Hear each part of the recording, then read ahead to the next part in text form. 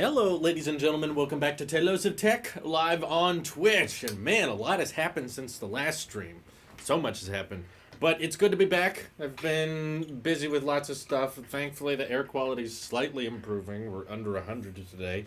In case you didn't know, there's a whole lot of smoke where I live right now. So we can't go outside very much. But good to see you all. Thanks for joining. Today's leaks were pretty interesting. iPad Air 4, which has been rumored for a while now. Lots of people talking about what the next iPad Air is going to be ever since the first iPad Air came out. But for the longest time, I have really wanted more iPads to model off of the iPad Pro design, which is why I think it's been so exciting, is because it once again proves my point about how my favorite Apple product is the 2018 iPad Pro, because we are still just like, how can we get more Apple devices like that? You know, what was the big talking points of leaks this week? Is it's been 120 hertz, right? ProMotion, variable refresh rate, and how do we get USB-C, Apple Pencil 2 support, Face ID, working in more orientations, all things that iPad already had coming up on 2 years ago. It launched in October of 2018, and we're still just trying to make all Apple hardware more like the 2018 iPad Pro. That thing just knocked it out of the park so much that we're still like, okay, so how's it happening? How's it happening? How's it happening? So Apple putting Touch ID on the power button is absolutely weird. But the more I think about it, the more believable it sounds. To be completely honest, I'm not 100% convinced that leak is real, but if I had to guess, I'm going to say I think it is. Based on what that account has tweeted in the past and the amount of detail it has, the amount of intricacies in the paperwork, you know, the edges of the paper being rounded is an Apple thing, the elongated power button. We're around that time where mass production and kind of the printing of the paperwork would start, so that makes sense. And the no flash on the back is a very small detail that I just will say, if it's fake, mad props. If someone faked that, they did a great job. I think they did a really good job faking it. But yeah, the 120 hertz on the iPhone thing is endless, man. It goes back and forth and back and forth and back and forth. I don't even know what to think of it anymore. But thank you, TV Tube. They're probably not watching this, but they subscribed yesterday, and that was 23 months of Twitch Prime from them. So if you ever get the chance to watch this back, TV Tube, thank you very much. Appreciate it. But yeah, so the interesting thing that happened about that was I felt like for the longest time, leakers basically just didn't know about 120 hertz on the iPhone 12. And they go back and forth and back and forth. And some say it is happening, some say it's confirmed, some say it's definitely not, some say it's certainly not, there's no way it can't work, and at the same time others are saying, no, it definitely can work. They just keep ping-ponging back and forth with each other. And it kind of died down for a while. There weren't really that many new reports. You know, I had it on my list of videos for a while. I kind of I have an app in my notes that's just dedicated to future video ideas. If you run low on news, you can run off of these ideas. And, you know, sometimes I throw the list out. Like today, I had a video planned, but then I woke up and I read about the iPad Air 4, and I was like, well, that's really cool. Let's just talk about that today. So I'm not super strict on the list, but my point is, the video I had about no 120 hertz on the iPhone 12, that was on the list for like a month. No joke. I literally added it to the list like early August because I was reading reports from people like Ross Young, who have contacts in supply chains and knew about display specs months and months before they launch. And he's saying, we don't see the driver ICs for the panels in the iPhone 12 Pro, so we don't really think it's possible for 120 hertz to happen. And then that was kind of it for like weeks. There was no updates, no leaks, no updates. You know, no one was really saying anything. Chris Norton, thank you for the 100 bits. Appreciate it. I'll take your bits. Thank you. Don't feel like you have to, though. This is just, we're all just chatting, hanging out. Donations are appreciated, but not supported. And yeah, we got lots of confirmation from people saying there's no LTPO display panels, which means that unlike the Galaxy Note 20, the iPhone would not be able to change its refresh rate dynamically very much. Pretty much only thing you can do with an OLED display is jump between 120 hertz and 60 hertz. Though what Ross Young told us about was that when you switch between refresh rates through a setting toggle with a button, you notice a difference in color accuracy. You notice the white point change of the displays. So things go back and forth and back and forth. Which means that if you were to add a setting for the iPhone that changed it dynamically, it would be somewhat distracting. It would mean that when you're scrolling, the colors would look a certain way, and then when you stop scrolling, the colors would change again. So it doesn't really sound like something Apple would be okay with. So that's what we knew. All right, that's what was aware for weeks, and there wasn't really any updates. So I just figured, okay, we haven't heard anything. This is the latest reports. Today, I don't have any other news that's so much exciting to talk about. I've had this video idea on the list for a month. I think I'll go ahead and do it. I think it's safe to say it's not looking good. Obviously, you should take all videos and leaks and rumors with a grain of salt because no one really knows what's going to happen. Even Apple might not even know what's going to happen at this point. So obviously, I was like, okay, I feel pretty good saying there won't be 120 hertz on the iPhone 12 because leaks about it have gone kind of quiet, and the most latest ones where it's not physically possible just doesn't sound like it's going to work out. So no 120 hertz. And kind of similar to the video I did on the no charge brick, it was sort of like that. You know, there were a lot of reports talking about it. There were a lot of analysts saying, oh, they're not going to include accessories, headphones, or chargers this year. So I do a video on it saying, bad news for iPhone 12, you know, there's no charger. And a lot of people, you know, you can choose to not believe it, that's fine. I don't have a great track record when it comes to predicting and guessing things, but there's certain things I've gotten somewhat accurate. You know, for some reason people keep watching me. There must be a reason for it. Maybe they just like disagreeing with me. But the hilarious thing is I do my video, and that's when all of the 120 hertz leaks come out at the same time. Which I felt, I don't want to say responsible, but I just wonder if I had an impact on it in some way, shape, or form. I'm just curious. Not because I want to take credit for it. All I'm saying is the leaks for 120 hertz on the iPhone got real quiet until I dropped that video about how the iPhone 12 won't have it, and then everything started coming out from multiple people. Oh, no, here are these PVT units. Oh, no, I have a screenshot. Everything. Apple Pro has one. Max Weinbach has one. John Prosser has one. Everybody started coming forward. No. See, we've got the settings with the toggles. And I'm just like, okay, well, I wish this would have come out like a week ago, and then I wouldn't have made that video, obviously, because I didn't. It's obviously dated now because there's more information, there's more knowledge we have on the subject. So I'm not saying it had anything to do with my video. I'm just saying it's awfully convenient that everything had to drop and it was quiet for a good solid month. Because if those leaks would have dropped before I made that video, I wouldn't have made it. I would have been like, okay, we've got some more information now. We've got some more possibilities. But since those leaks have come forward, I got to admit, I don't have a lot of faith in them, mostly because of how easily fakeable they are. I'm not trying to say that the leakers tweeting them out are faking them intentionally. I'm intentionally saying, as we've seen with these same leakers before, they have said things because they were tipped off by certain sources that ended up being incorrect. So I have no doubt that they believe what they're saying. I don't think they're intentionally lying, but I have seen them been steered wrong by certain sources. Everyone who leaked about the 120 stuff. None of them has a spotless track record of they never tweet inaccurate stuff. And there's several people I'm seeing on the logical explanation of let's talk outside the realm of he said this, he said this, he said this. Let's just talk about what Apple is as a company. What kind of company, how would Apple roll out this situation of certain prototypes can do it, some can't. They can't have LTPO, which means that it's quite the battery hog.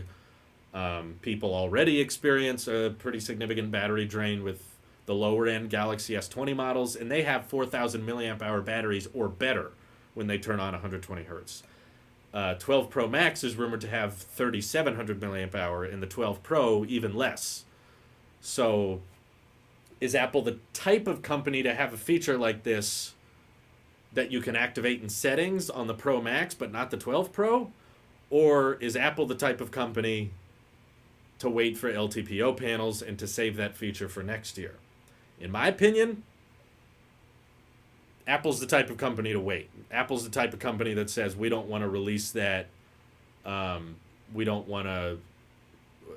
We don't want a half-baked feature. We want to wait until we can do it right. Apple's the company to wait on features before they implement them. That's just in general, whether it's wireless charging, NFC, ultra-wide cameras, bilateral wireless charging, a whole numbers of things you can imagine. Apple's the company that's like, let's wait till we can get it right. And they don't mind being behind the competition. So, to me, I'm convinced that there are prototypes and that Apple has the technology to potentially have some setting on one model that can support 120 hertz. I just see that being highly, highly likely to be scrapped before launch. That's what it sounds like to me.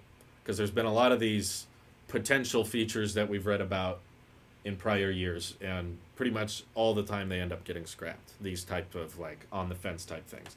There's always stuff that does make it to the end result, but it's usually something everyone's agreeing on, not something that there's still lots of doubt about in the supply chain reports. So, Apple, would they want to show off 120 hertz as a marketing method in a way? As a marketing method? They could try, but it wouldn't do very well if it's in settings and you have to turn it on and it kills your battery and impacts color accuracy and white point. Not things I care about, just things Apple definitely cares about. Let's see. I'd love to download and listen to music on Watch without needing to sync a playlist from iPhone without Bluetooth headphones. I agree. I wish they would add that. Let's see. The fact that we got clean screenshots and those are all we have seen on the PVT displays makes me think it's fake. You wouldn't get a screenshot off a PVT unit. Also, everything Apple Pros were connected to cellular. I did find that interesting. I'm not saying every single PVT leak is fake. I will admit I think John's looked a bit more believable, but it does sound fishy to me that Weinbach and everything Apple Pro are getting leaks of the exact same thing at the same time, but theirs look more objectively fake because theirs has the cellular icon, and it took me less than 5 minutes to recreate that picture with my 11 Pro Max, and I overlaid it with their picture, and the ears around the display, they lined up perfectly. It doesn't help that everything's in a real dark room and the phones are in cases and they line up perfectly with my phone. Again, could be wrong. These could end up being real. I get that. I'm just saying if someone were to fake them, it'd be very easy to do so. Very easy. Super, super easy to come up with something that looks like what we saw. However, the iPad Air 4 leak we saw today, a lot more complicated in my opinion. I'm not saying it's 100% real. I'm just saying there would be a lot more work that went into that if it is real. Let's see. Hey, Mike, thank you for the Twitch Prime for 2 months. 2 months. Wow, time flies. Yeah, it does. It goes by quick. Do you think they could put the option of enabling 120 hertz in accessibility settings for us nerds and not advertise it like they didn't advertise the water resistant seals in the iPhone 6s? Again, they could, but I also see Apple being the type of company to just not even try. Because again, from what we're hearing right now, not all the PVT units have it in the first place. And from what we're hearing, it sounds like it's working on the 12 Pro Max, but not the 12 Pro. So would they let it be a feature on the bigger phone and not the smaller one? Maybe. But again, I feel like Apple's the type of company to wait on a feature like that and just say, you know what, let's just hold off on it until we can do it right. Like, let's wait till we have the LTPO display panel, because iPad Pro doesn't need LTPO because it's an LCD. It's not an OLED, which means that essentially, even if you did the dynamic refresh rate change between 60 hertz and 120, the battery's only going to get worse. It can't be the same. It has to be worse, because if the screen is static and not moving, it's stuck at 60 hertz and it can't go any lower. iPad Pro can go lower. And if you're moving anything on the screen, if you're swiping, sliding, or interacting or playing a game, or even if you just have like a stocks app open and the numbers are changing, all of that is going to instantly jump to 120 hertz. Uh, so that's it. And the battery capacities again are smaller, so it doesn't look good. Not saying it's impossible, but I feel like that's what most of the leakers these days are saying. The concern I have with that saying, well, it could happen, but it could not happen, is that a lot of people don't take it that way. A lot of people assume that if you say it might happen, that means it is happening, and then they consider it confirmed. I'm trying to get people to go into iPhone season with the expectation that it won't happen. That's my goal. If I can get you to give up on your dreams, I have succeeded. The A14 chip is efficient, but that's going in the 60 hertz iPhones as well. So 120 hertz can only make things worse, even with improved power efficiency. It will be objective. You will have an objectively better battery life with it turned off. Let's see. Is picture-in-picture not working for anyone else on the latest beta? It's not working for me. Oh no, did they break it? Don't break it. That's what I like about Twitch, is you guys can use picture-in-picture. We should rebrand the Twitch streams Pip Time, because you guys can leave the app and it actually works. Unlike YouTube. Let's see. Michael said, I thought those Air 4 leaks were fake at first, but after analyzing them, they are similar in nature to the AirPods 2 leaks in terms of quality, and the manual does hold up. I'm surprised that, what's his name? The guy who leaked those has never been talked about before. I've never seen him come up in the news, and I scrolled back through his timeline. The dude tweeted a picture of the iPhone SE like March 2nd. That's over a month. Didn't the iPhone SE not drop until like April 15th or something like that? That was like early March, and he literally had a picture of a real, like, that looked completely legit to me. The logo was in the right place, the color of the white was the right finish. It wasn't an iPhone 8. He also knew the iPad Pros were about to drop a day before. And from what he's tweeted, there's not that much inaccuracies. It all looks pretty good. And that tweet he showed of the SE, he called it the 9, so he got the naming wrong, but I think everyone was getting the naming wrong at that point. But he showed the picture of it. It got 6 likes. The freaking phone was right in front of us 6 weeks before all the reports talking about, oh, it's coming, it's coming. It was right in front of us and no one saw it. So I kind of believe it. I'm not 100% about it, but I kind of can get behind it. I think it's believable. Does YouTube for Android support Pip? Yes, obviously. Oh, he said LiDAR will only be on the 12 Pro Max. That's interesting. I wonder if that might age horribly. Vinny donated 50 bits. Thank you. Says, if the battery is going to suck with 120 hertz and we're getting a new design, A14 and LiDAR, I think it's better just to wait till next year and do it right. Vinny, a lot of people probably disagree with you, but I think your mindset is likely what Apple's mindset is going into this holiday season. Is they're realizing, well, we could try to kind of have a half-baked settings for 120 hertz, but it's not going to run very well. It's going to harm battery performance, and we can't really be very proud of it. As Rene Ritchie has talked about, it doesn't seem like Apple to be the kind of company to introduce a feature like that as something you can turn on, but we're not going to really mention it. Is Apple the kind of company to have a gaming mode? That's what it sounds like to me. Go into settings and activate super mode. Make your phone performance run at major, Is your iPhone running at ultra settings? That kind of thing? I've said for the longest time it would be nice if Apple lets you downscale the resolution. Because I don't think it needs to run at full. It's not 1440p, but it's not 1080p. It's somewhere in the middle. Like whatever it is, 1260p. I wished you could turn that down to 720 or 1080 to prioritize battery life. And that's not a setting. That's never been a setting. They're like, nope, everything has to run at this resolution. It has to stay there. I'm jealous that Androids can do that. I think that's nice. I would love to prioritize battery life by turning off that setting. So the idea of leaving it at 60, but then in settings letting you up it to 120, I don't know. Imagine being able to adjust the white point settings and select color spaces and settings. Oh god, yeah. Would Apple ever get to that point? Is Apple the kind of company to have that much customization? Yeah. Yeah, YouTube doesn't want to support picture in picture on iOS at all. They just don't want to. When will the first Silicon iMac drop? Best case scenario, Q4 of this year. Worst case scenario, probably Worldwide Developers Conference next year. Super mode XDR settings. But yeah, I think what I was concerned about, the reason I wanted to post my video about is there any hope for 120 hertz is because a lot, obviously, when John and Max and Philip, everyone started posting their 120 hertz leaks pretty much all at the same time. Um, for one, if these PVT units have been out, why are we just hearing about this now? I don't know. But um, all of those came out at the same time. People were pinging me and asking me about it constantly.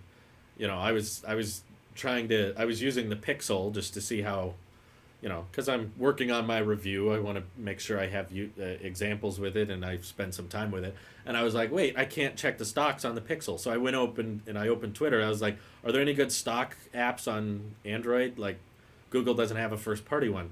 And the highest reply was, I was expecting you to talk about the promotion, and I knew that's what was going to happen if I tried to not talk about it in a YouTube video.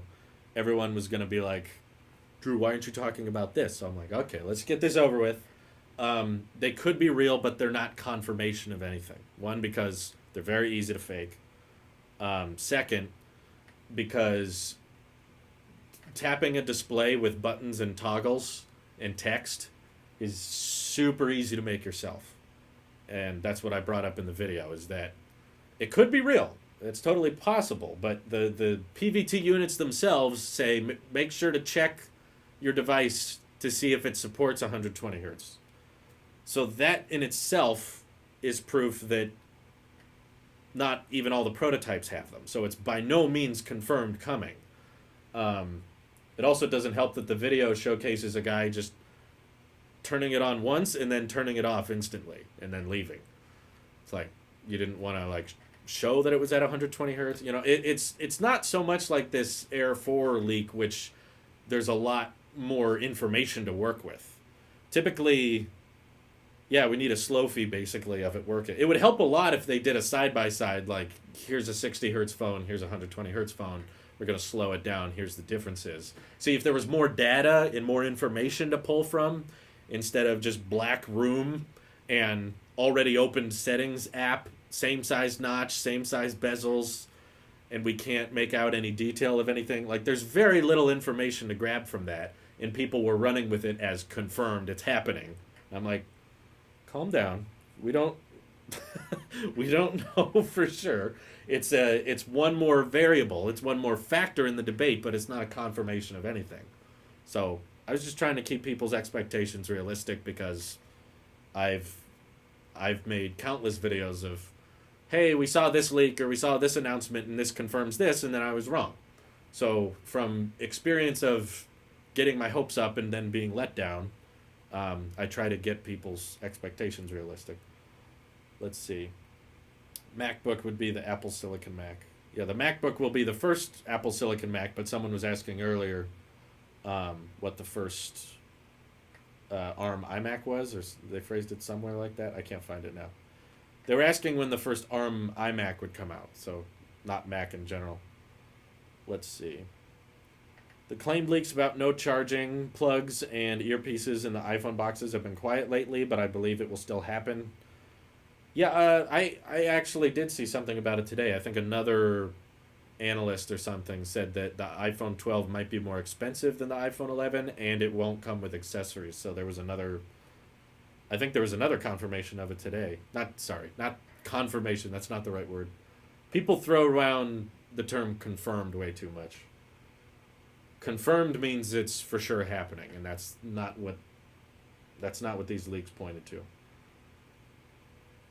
No, if we got 120 hertz, it wouldn't be one of the greatest iPhone leaps ever. It really wouldn't. I care about it. It's a big deal for me, but I acknowledge that is not a major feature in the grand history of iPhone. I don't feel like the Pros have anything special over the 11 Pro. I agree. I'm with you there. I think the 12 Pros are in trouble. But I don't think having an option in settings on just the 12 Pro Max and it kills your battery is going to save it. I don't think that's the last hope. I think if it's that gimmicky of a backdoor feature, it's still that they're still in trouble. Everyone's going to buy the 12 and 12 Max regardless.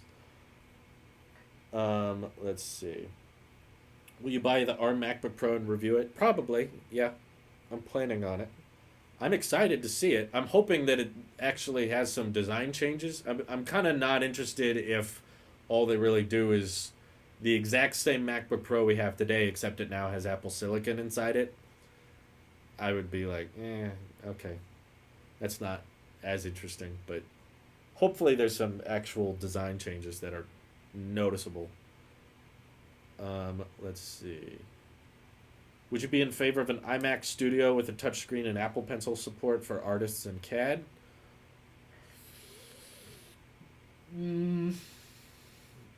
I talked about it a bit on my Surface Studio video where I explained how that's kind of my guilty pleasure. Like, this is a non-Apple device I really want to try, but it's so old and the specs are crap that I feel like I shouldn't.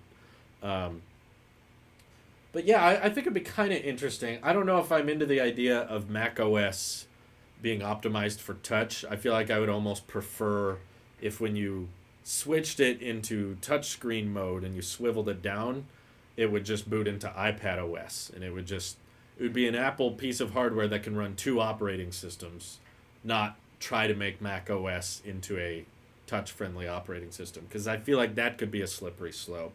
That could end bad.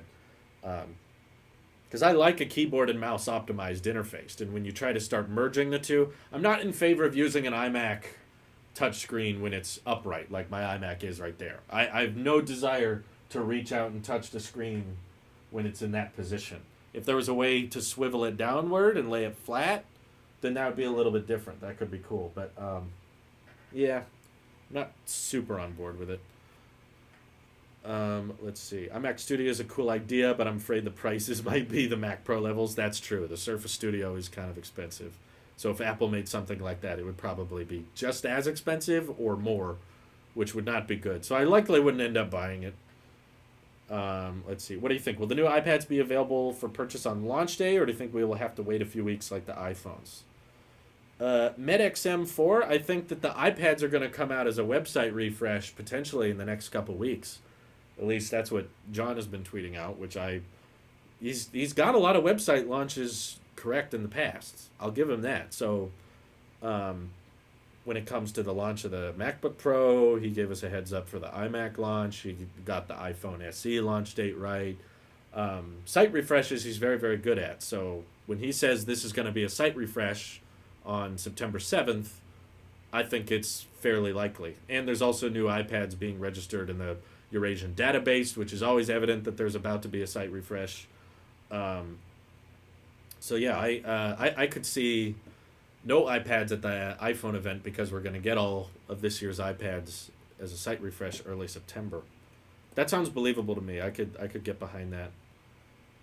Let's see. If you were to buy a MacBook now for use for the next 5 years or so, would you buy an Intel one or wait for Apple Silicon? I like the backwardsness of that question. If you had to buy one right now, would you wait? Yeah.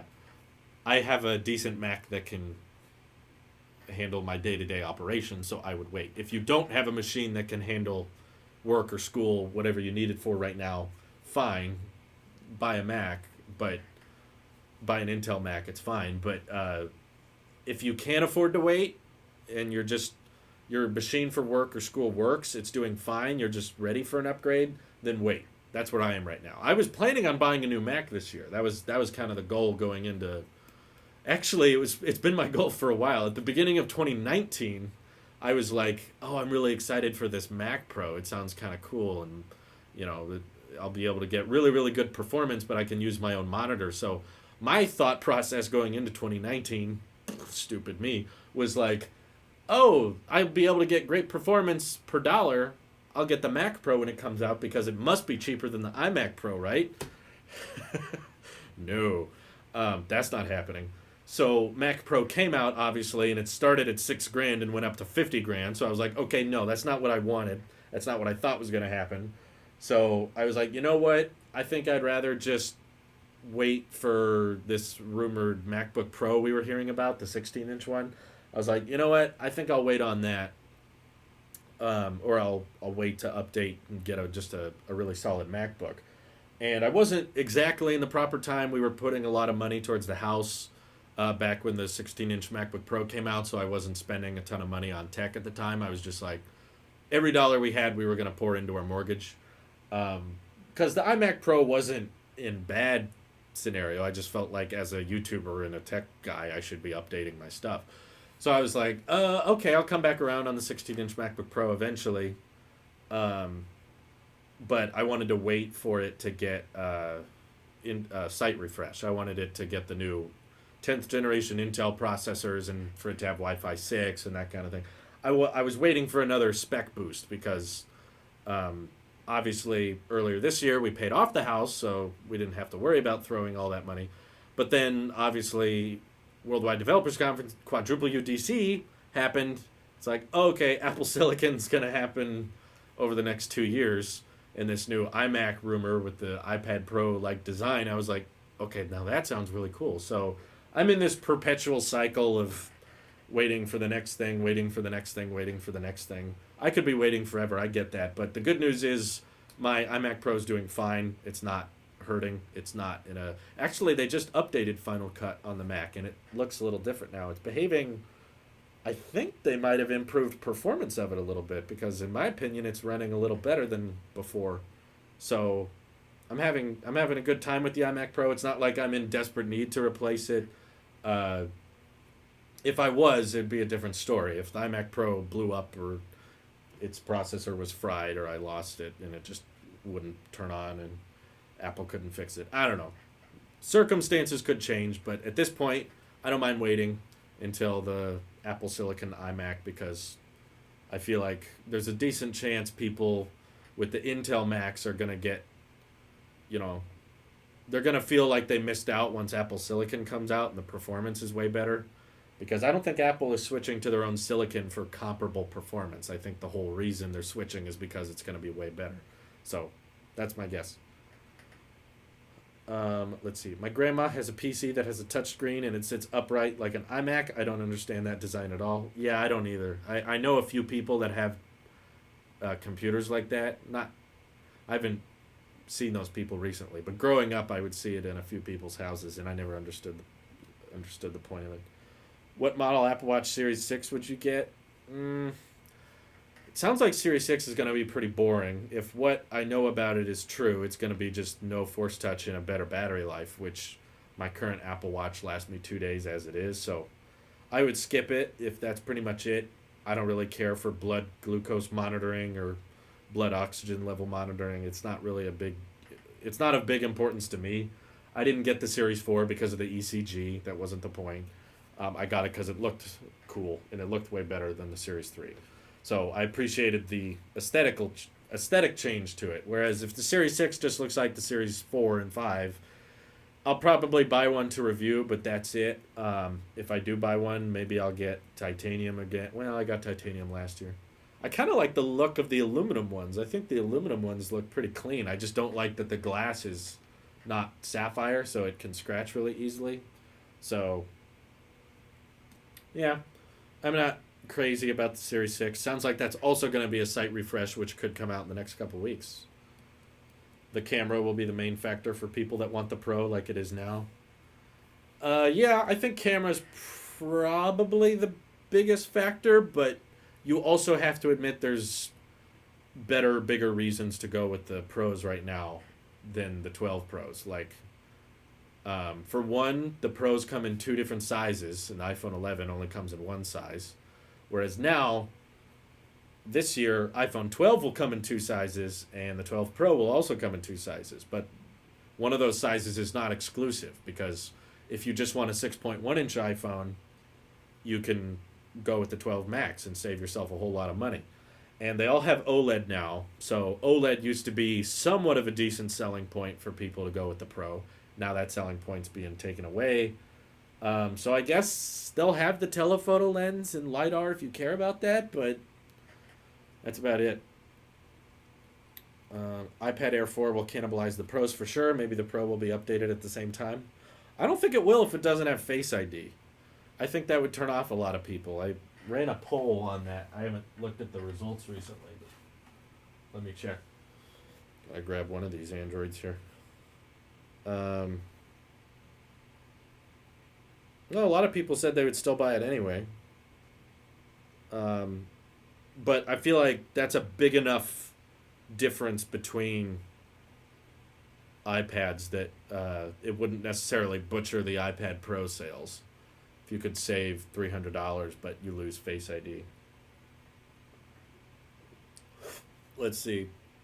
What do I think of the new floating Death Star looking Apple Store in Singapore? It looks cool. I just don't get how it works. Someone tweeted pictures of me later showing that it has a bridge that enters in the back, but sometimes I see Apple stores and I'm like, how is there a store in there? How does it work? I don't know. I feel like I'm never going to be at an Apple store this year. I haven't been to the Apple store in a long time. Let's see. I hope the ARM MacBooks just have a big bang to it, like the 13-inch turns into a 14-inch with like something better touch bar in a way. I don't know. I just want a cool new look and not the same classic chassis we've had for the past few years. Yeah, that would be nice. That's what I would want. Hopefully, I feel like the budget iPad will get the iPad Air 3 design and a laminated display and True Tone, etc. Because the iPad Air 4 will now have the Pro design as an advantage. True. I wonder if they would call it the budget iPad though, because what you described is essentially the Air 3. Would they rebrand the Air 3? Or I don't know. That could be weird. I feel like we've been wanting a laminated display on the budget iPad for so long though, and it still hasn't happened. My prediction is that there's some type of manufacturing process they get to skip when they don't have a laminated display that saves them just uber amounts of cash in mass production, and that's why they're able to charge so little for that iPad. So I still think it's going to be non-laminated. I don't want that. I don't think it'd be. I think it would be nice if we could finally say all iPads have a laminated display, but I still think that the iPad 8 is going to be non-laminated. Wasn't there a leak that the MacBook Pro will get a touch bar that's 2 times the size? Yeah, I think I saw that on Instagram, which you shouldn't trust. So I don't know who said that, but I don't think they were very reliable in the first place. King Turtle, yes, actually, I ordered a Microsoft Surface Duo yesterday. Very expensive. After tax, it was $1,500, but I'm supposed to get it on September 10th, so I think that's 2 weeks from today. And yes, I will be getting it. I would like to get my hands on the Z Fold 2 as well, but we don't know how much it is and we don't know when it's shipping. So I think we're going to find out more on September 1st, but it's a lot of money. That's a lot of money to spend on hinges these days. So I don't know if I'll be able to get the Fold 2 on launch day. I ordered the last Galaxy Fold and Samsung canceled it on me, and the area I'm in, they weren't really available for pickup in stores. So by the time I was able to actually get one, it was way after it was relevant. So I was just like, that's not going to do well. Who cares? So I'll see how available the Fold 2 is when we hear more about it. But I have ordered the Surface Duo, so that's happening. Stay tuned for that. Apple Sheep rant time. And yes, I'll be able to turn on this one's display, unlike all of the current YouTubers who have the Surface Duo, which are basically being forced to talk about a hinge because they're not allowed to look at the software. Like, that's not important. Who cares what the screen is or how the screen works or what's on the display? None of that matters. Just admire its beauty. Just admire what it looks like. Who cares how the software works? As much as Renee wants haptic feedback for Touch Bar, I think always on would be far more useful, but hopefully Touch Bars stick around. Pretty useful tool. I don't recall it turning off. Does it turn off half the time? I haven't used the Touch Bar in a while. It's probably just a battery drain thing.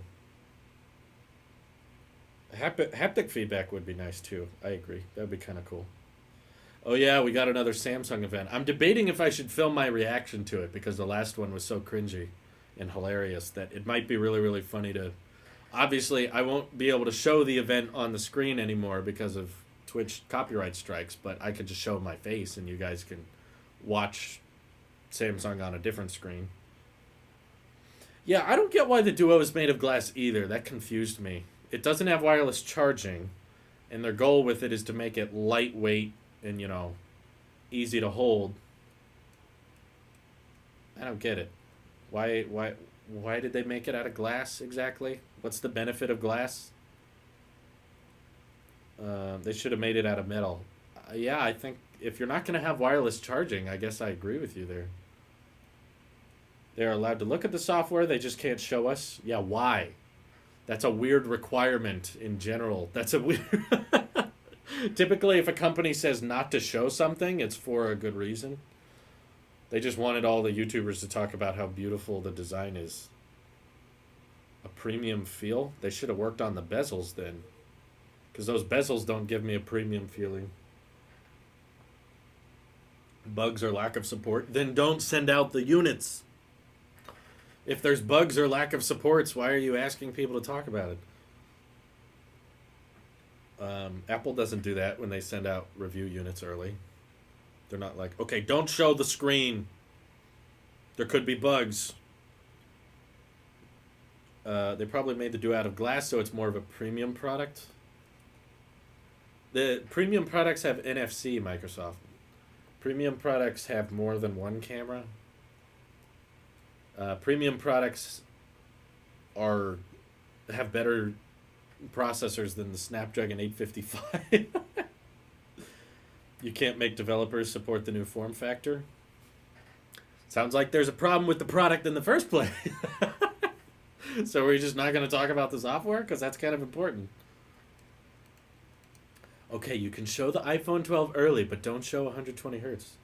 Yeah, that's the sad thing. The sad thing about if these PVT rumors are correct, it sounds like 120 hertz, if it does come to the iPhone 12, which in my opinion is not likely, but if it does, it'll be off by default, and you'll have to go to settings to turn it on, which means they'll probably not talk about it on stage during the event. They likely wouldn't even bring it up, which means even after the iPhone event takes place, it's possible we won't even know 120 hertz is real or not.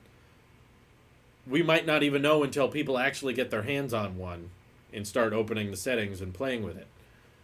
Ugh. That would frustrate the heck out of me, knowing that it could have it, but it might not.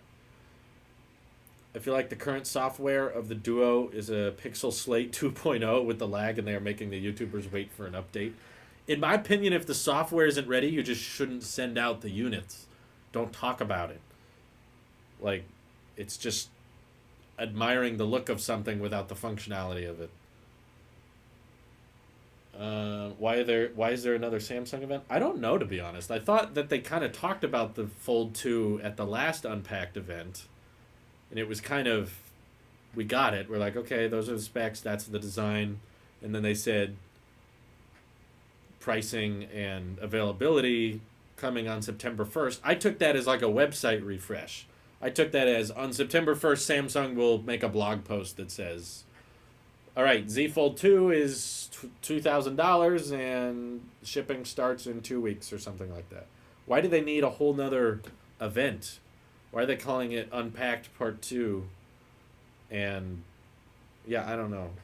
Samsung, your last Unpacked was so dang cringy. It was so bad. Are you really feeling this brave that you want to do that again? Even Marquez was like, yeah, this is pretty bad. They're going to show off their smart fridges with 120 hertz. Maybe they will show 120 hertz capable on screen, but won't call it ProMotion. Yeah, I don't know. I feel like that's a bad idea. I remember everyone freaked out when, was it the iPhone 10 that they said it has a 120 hertz touch sampling layer, which meant that the refresh rate at which it registers your finger on the screen is 120 hertz, but not the actual visual of the display. Everyone saw that and got their hopes up for a second. They were like, oh, it has 100. Oh, never mind. What if they do that again? They're like, and all these iPhones have 120 hertz touch sampling rate. Oh, dang it. That's totally going to happen, I can tell. Because Apple can get... They're like, oh, the nerds like 120 hertz, so we just got to have one slide with 120 hertz on screen. But they won't actually be, the screen isn't 120 hertz. Watch Microsoft Office and Edge be the only apps that support the Duo's form factor. I'm pretty sure that's what it's going to be.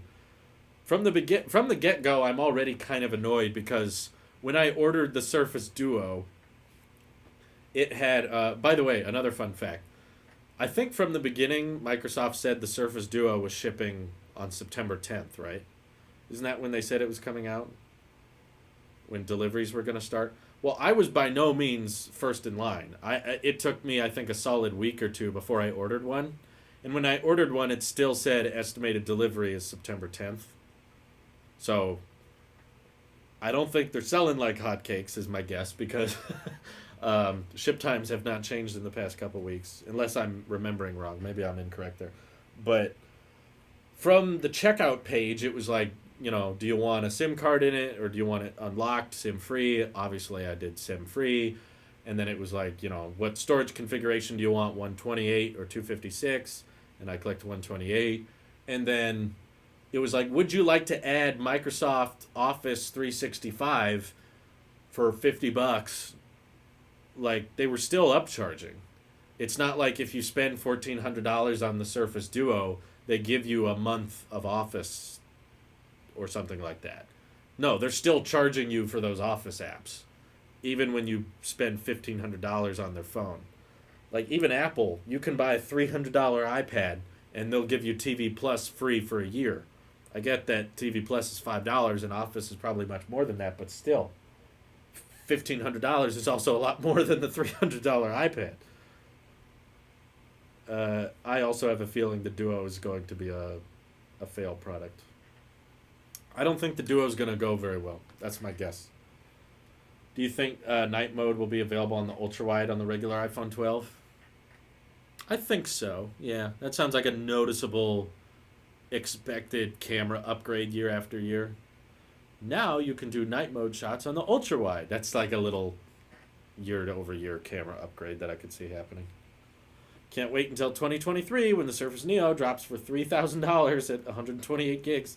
Yeah, that's what worries me, is the Surface Duo seems really cheaply made and really small, and yet it's $1,500.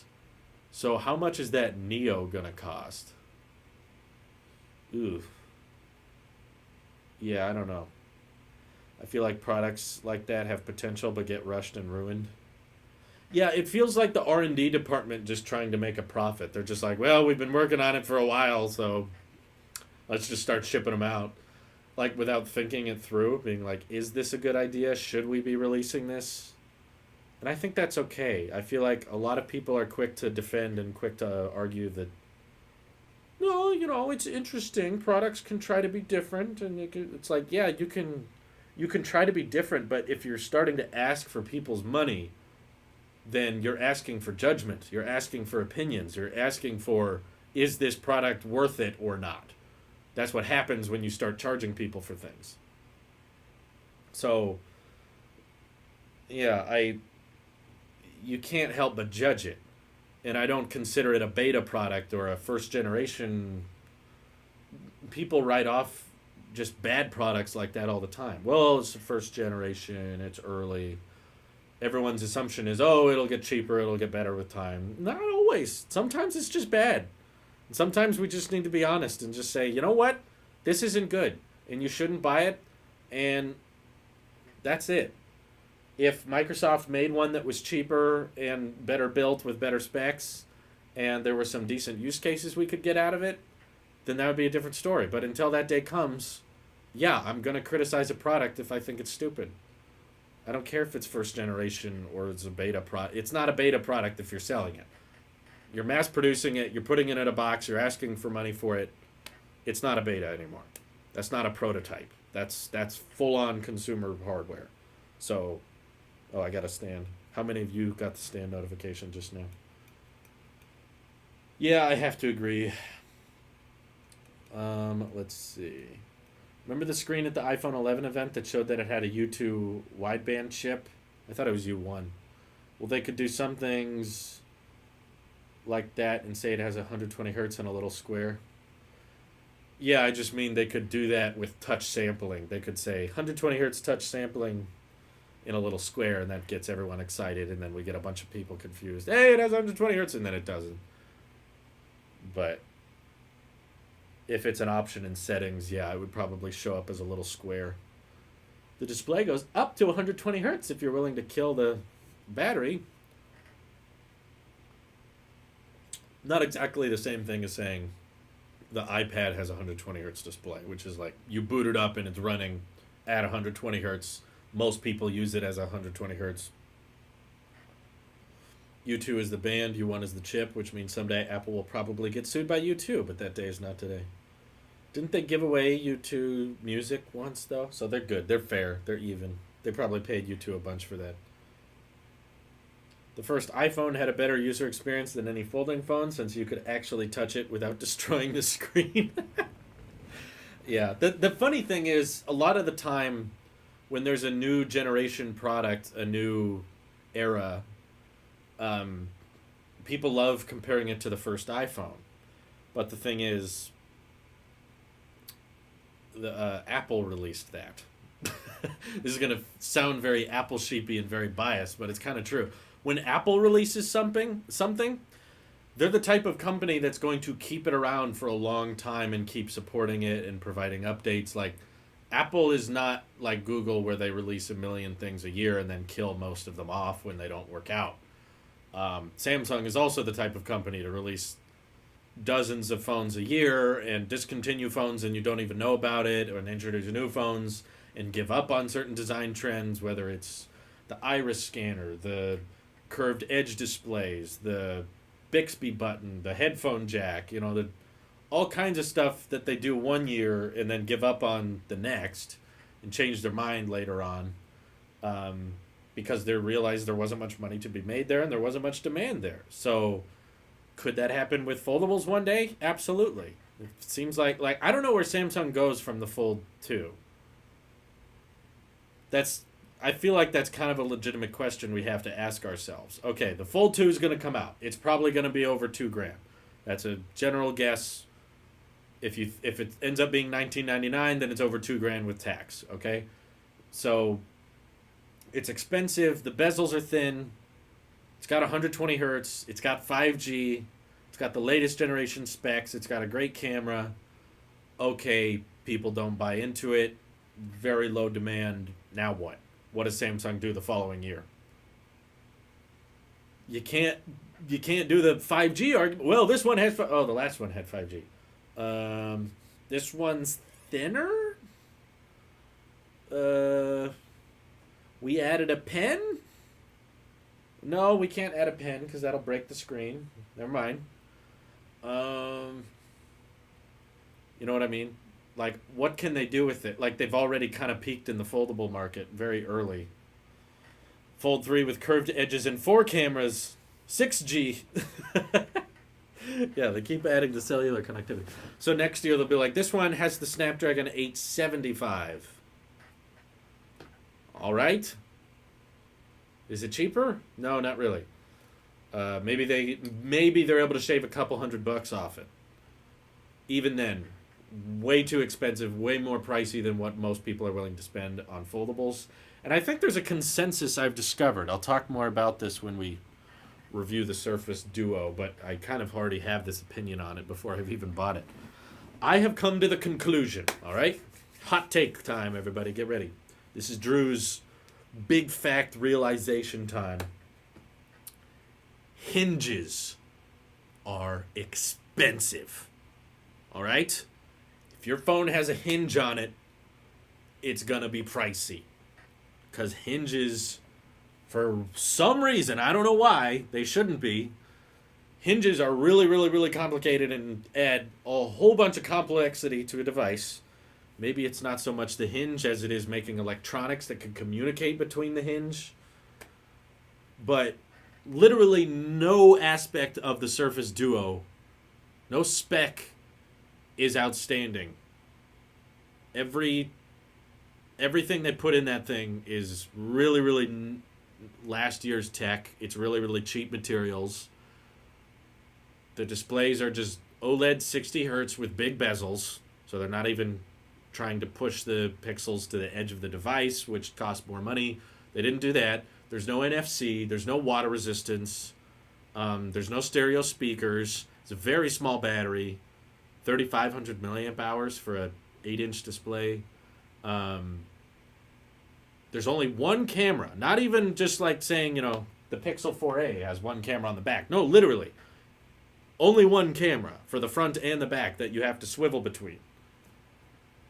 And the Snapdragon 855, which is, I think, over a year old now. I think that came out in February or March of 2019. And it's coming out now at the end of 2020. It's a basic fingerprint reader on the side. It's literally, I don't know where the money went on that thing other than just we spent a ton on R&D and we now need to make up for it. I wonder if it's some high-up executive at Microsoft that's like, okay, you guys have been spending way too much money on this Duo project. So if it doesn't start bringing in revenue, we got to call it quits. That's my guess. The R&D that went into it made it super expensive. And then some executive entered the room. You put your SIM card in it. It takes phone calls. That's a phone. Okay? Also, Microsoft on Twitter said it was a phone. So, someone was like, is it a phone? And Microsoft responded, sure. But it's also more than a phone. So, they're trying to do the Steve Jobs iPhone thing. Some financial executive stepped in and said, okay, you guys have spent billions of dollars on this Duo thing, and you haven't released it yet. You guys got to release it now. And if it doesn't bring in much revenue, then you can't keep investing in it. So they kind of rushed together the specs. They couldn't get anything decent in it. I still don't understand why you can't even give it a more recent processor. I'm surprised Qualcomm is even still selling the 855. I would take the Hinge with 2 screens over the folding screen with a crease in it. I would take neither. I would pass on both. You can get a better phone for cheaper with better performance that'll get more software updates that'll save you money. I don't know. I think the folding screen might be better because at least you can use it when it's closed and it has decent cameras on both sides. And the fold is 120 hertz. I don't know. It's kind of a weird debate. They both suck. They're both pretty terrible. But yeah, I don't know what's the appeal of having a Hinge with 2 separate screens. It's not a great smartphone replacement, and it's not a great tablet replacement. Fold 3, water resistant, better processor, 120 hertz. I'm not sure if they have it yet. They already have 120 hertz on the Fold 2. So water resistance, is that going to be the big selling point? If it's not meant to be a main phone and you're supposed to use a normal phone and the Duo, then why does it have a SIM card in it? Why can you put a SIM in there? Like, why would I not just use my normal phone? What is the Duo doing that my normal phone can't already do? Well, it has more screen real estate. Okay, then I'll have my phone in a tablet, like a full-size one, or a laptop. And if I want to get more work done, I'll take out a bigger screen to work on. And if it's something that I just want to do real quick, then I'll use my phone. It can't figure out what it is. Yeah, there's no NFC. You can't do mobile payments on it. So what is it good at? I don't get it. You can type on it? Like, what makes Microsoft Word so much better with a dual screen device? No, if I think of it as a cellular iPad, I would just get a cellular iPad. It being different, that's what it's good at. That's not enough. You got to be different and useful, not just different for the sake of different. A wooden axe is different. That doesn't make it useful. Tent mode. Yeah, all the use cases I've seen for most folding phones can be achieved with a pop socket. Look, I can prop the phone up. Wow! Take my money. I don't know. You're watching this in the store line? I hope you have a mask on. Do you think the recent partnership with Google and Microsoft on the Duo, we could expect to see Android on other Surface products like the Surface Go? What would that help with, Brandon? Android on tablets is awful. Why would they put Android on the Surface Go? I don't know. I think it's better for them to keep their own operating system.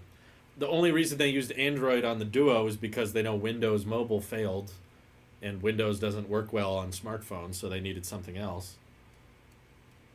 I prefer the LG dual screen approach. It may have a big gap in between, but it's a dual screen case and it's optional, so you can use it if you want and take it off if you don't. I would still say that's very gimmicky. However, I might say, just for the sake of it being cheaper and optional, that's probably better. Okay, good. You got the mask. Is the Surface Duo a phone that you can put up to your face? Yes, it has an earpiece. It does. And you can do SMS text and take phone calls just like a phone. And it's meant to be pocketable, so I don't know what else it is. Let's see. I want to meet the guy who said the Duo is a great idea at their Microsoft meeting when they were making it. I've seen people write it off with too many vague excuses. Too many people come at it with like, it's for business. How? Why is it for business? Like, why does a business person need that? I'm pretty sure most business people would just have an iPhone. Most business people are probably in the iPhone upgrade program. Or they buy a really, really nice Galaxy phone. It's not a phone if it can't take slow fees. Of course, it's pocketable, but it's missing huge, normal, expected smartphone features. So it's not a great phone replacement, and in my opinion, it's not a great tablet replacement because it doesn't have a full-size keyboard. So I can't really type on it like I would a laptop or my iPad. So I have to still type on a virtual screen that's small. So if I'm typing on a small screen like this, why can't I just use my phone? Businesses would rather have a BlackBerry. See, even that. People did that same thing. Well, BlackBerry, they might have a market for the business world. No. Business world uses iPhones or high-end Androids. That's just normal. Magic Keyboard for the Duo. Well, if your argument is that you can attach a full-size keyboard via Bluetooth to the Duo, you can do that with any iPhone or any Android. So I don't get it. Yeah, the issue with Android tablets is not that many people are buying them, so developers don't want to optimize their apps for them, and because of that, people don't want to buy them. So they're kind of in a death loop. That's the issue with Android tablets. But holy crap, look at the time. It's 1:03. Thank you all for tuning in. I hope we had fun today. Lots of different subjects to go from, but it's getting hot in here, so I'm going to go stand in front of the AC. But thank you all for watching. I will see you all in the next one. Take care. Bye-bye.